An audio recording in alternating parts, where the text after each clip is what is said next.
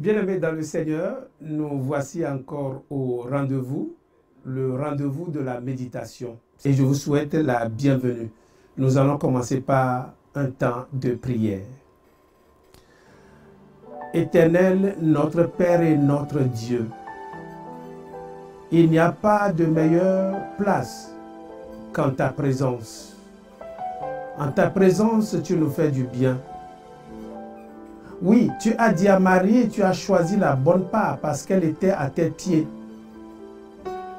Père, aujourd'hui nous sommes à tes pieds, nous avons choisi la bonne part.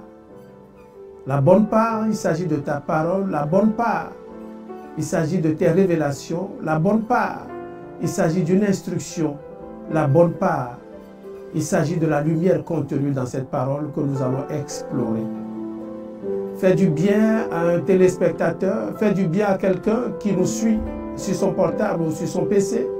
Fais du bien à celui qui a choisi cette bonne part et que ton seul nom soit glorifié. Commence avec nous et finis avec nous au nom de Jésus. Amen. Amen. Bien-aimés, nous allons prendre notre texte d'aujourd'hui dans le livre de 2 Corinthiens 10, du verset 7 au verset 13. Je lis la parole de Dieu et comme d'habitude, vous pouvez suivre sur votre écran ou sur votre portable ou sur votre PC au même moment que nous. Vous regardez 2 Corinthiens 10, 7 au verset 13. Vous regardez à l'apparence. Si quelqu'un se persuade qu'il est de Christ, qu'il se dise bien en lui-même que comme il est de Christ, nous aussi, nous sommes de Christ. Et quand même, je me glorifierai un peu trop de l'autorité que le Seigneur nous a donnée pour votre édification et non pour votre destruction. Je ne saurais en avoir honte, afin que je ne paraisse pas vouloir vous intimider par mes lettres. Car, dit-on, ces lettres sont sévères et fortes. Mais présent en personne, il est faible. Et sa parole est méprisable. Que celui qui parle de la sorte considère que tel nous sommes en parole dans nos lettres, étant absents, tel aussi nous sommes dans nos actes, étant présents. Nous n'osons pas nous égaler ou nous comparer à quelques-uns de ceux qui se recommandent eux-mêmes. Mais, en se mesurant à leur propre mesure et en se comparant à eux-mêmes, ils manquent d'intelligence. Pour nous, nous ne voulons pas nous glorifier hors de toute mesure. Nous prendrons au contraire pour mesure les limites du partage que Dieu nous a assigné de manière à nous faire venir aussi jusqu'à vous. Parole du Seigneur. Bien-aimés, quand nous regardons le texte, quand nous le parcourons, nous voyons qu'il y a un ton. Le ton de la rigueur, le ton de l'énervement, si on peut parler ainsi. Parce que Paul a remarqué que quelqu'un est passé avec un enseignement qui s'éloigne de la doctrine de Jésus-Christ, de l'évangile de Jésus-Christ. Parce que celui qui est passé, il a, entre griffes, pourri les esprits. Paul s'est fâché et ça se voit dans le ton, dans 2 Corinthiens 10, quand nous voyons le ton, c'est que Paul n'était pas content du passage de celui qu'il a appelé plus loin. Nous allons le voir dans les jours à venir. Il les a appelés faux prophètes. Parce qu'il a constaté que la fondation qu'il était en train de poser, cette fondation était pratiquement détruite. Mais nous allons prendre le verset 8 et dire quand même je me glorifierai un peu. Je reprends. Et quand même je me glorifierai un peu trop de l'autorité que le Seigneur nous a donnée pour votre édification et non pour votre destruction. Je ne saurais en avoir honte. Paul était en train de digérer des propos de quelqu'un qui est passé à l'église de Corinthe. Et il dit, il n'a pas honte. Tout ce qu'il a dit peut-être, il a usé d'un peu d'autorité, mais c'est pour l'édification de l'Église.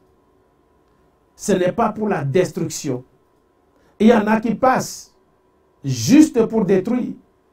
si l'évangile qu'il prêche s'éloigne de notre Seigneur Jésus-Christ de Nazareth. Mais comme nous le connaissons, Paul ne retranche pas ses mots. Quand il sait que ça peut vous faire mal, mais ça va vous construire. Nous allons avoir un temps de prière. On n'a pas beaucoup de temps pour épiloguer là-dessus. On va prier tout à l'heure. Et ce sera surtout sur le verset 11. Je lis. Que celui qui parle de la sorte considère que tel nous sommes en parole dans nos lettres étant absents, tel aussi nous sommes dans nos actes étant présents. Bien-aimés, je voudrais inviter quelqu'un. Si Dieu nous a appelés, c'est que nous devons lui ressembler. Lui ressembler, c'est que Dieu est la même chose que sa parole. Il est intimement lié à sa parole. Qu'on ne nous donne pas un témoignage, on dit, bon, il a toujours dit ça, mais il ne le fait jamais. Non. On dit, au commencement était la parole était avec Dieu, et la parole était Dieu. Donc, quand nous sommes chrétiens, nous donnons des engagements. Dans notre communauté, nous avons parlé de l'engagement. Quand tu t'engages, ça peut être verbal, mais il faut que l'acte suive. Il en est ainsi de la parole de Dieu. Paul a écrit, il était absent, et il est présent, il se comportait exactement comme on pouvait le retrouver dans la lettre. Donc, l'enseignement qui est donné ici, sur lequel nous allons prendre quelques minutes de prière, c'est que nous ne devons pas être en décalage avec ce que nous disons. Prédicateur de la parole, tu prêches, le premier bénéficiaire et le premier destinataire de ta parole, c'est toi-même. Sinon, c'est de l'hypocrisie. Nous allons prier. Nous allons marquer ce temps de prière ensemble. Nous allons prier là où si vous êtes avec nous. Commencez à prier. Seigneur mon Dieu, mon roi, éternel des armées, notre Dieu, tu es la même chose que ta parole. Nous voudrons que toi, qui n'as pas changé, tu demeures la même. Nous voudrons te ressembler. Tout ce que nous disons, Seigneur, accorde-nous la grâce d'appliquer cette parole. Que la parole ne sorte pas de notre bouche et que nous fassions autre chose. Si nous prêchons l'évangile, Seigneur, que l'évangile soit traduit en actes. L'évangile que nous lisons, l'évangile que nous prêchons, l'évangile que nous entendons, Seigneur, ce ne sera pas bénéfique pour nous, sauf si nous l'appliquons. Si nous l'appliquons, tu as dit, nous sommes heureux. Père, nous voudrons être heureux. Quelqu'un qui est à la maison veut être heureux. Quelqu'un qui nous suit veut être heureux. Seigneur, accorde-nous la grâce encore de marcher dans tes pas, dans les pas de ta parole. Que ce que nous disons, Seigneur, mon Dieu, soit traduit en acte chaque jour. Père éternel, que nous ne soyons pas comme les autres, Seigneur, qui proclament, mais qui en fait ne font rien. Éternel des armées, tu parles à l'Église, tu parles aux serviteurs, tu parles, Seigneur, à tes disciples en ce moment. Touche leur cœur, afin que ce décalage qui serait à l'origine de l'hypocrisie, que ce décalage soit banni maintenant au nom de Jésus. Père, je refuse l'hypocrisie dans ma vie, l'hypocrisie dans la vie du corps de Christ, dans le nom de Jésus-Christ de Nazareth. Que la parole soit ce que nous vivons, que la parole soit vécue dans notre quotidien, chaque jour dans le nom de Jésus.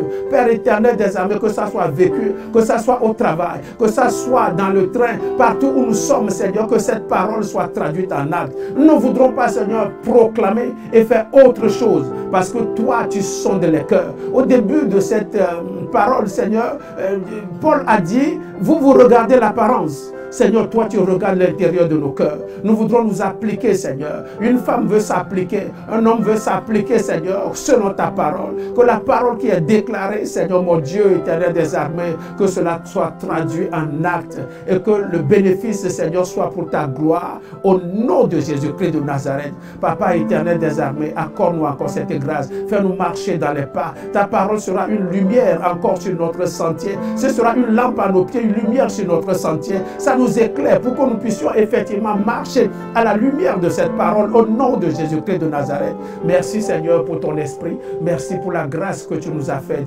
Papa, nous marcherons encore sur tes pas au nom de Jésus-Christ de Nazareth. Au nom de Jésus-Christ de Nazareth. Au nom de Jésus-Christ de Nazareth. Bien-aimés, nous sommes arrivés à la fin de cette émission. Eh bien, ne soyons pas emportés à tout vent. Nous devons nous attacher à l'évangile à telle enseigne que si quelqu'un veut nous égarer, que nous sachions qu'il est en train de nous égarer et que nous restons dans l'évangile qui est prêché, celui de notre Seigneur Jésus-Christ de Nazareth. En tout cas, nous sommes très heureux de vous avoir nombreux à nous suivre. Nous vous retrouvons encore demain pour une nouvelle page. Merci. Soyez bénis et n'oubliez pas, nous sommes sur Facebook et sur YouTube et sur la chaîne 142 de Orao Télécom. Si tu as capté la chaîne 142, ne pars pas, reste, il y a des émissions qui viennent. Soyez bénis au nom de Jésus. Amen. Amen.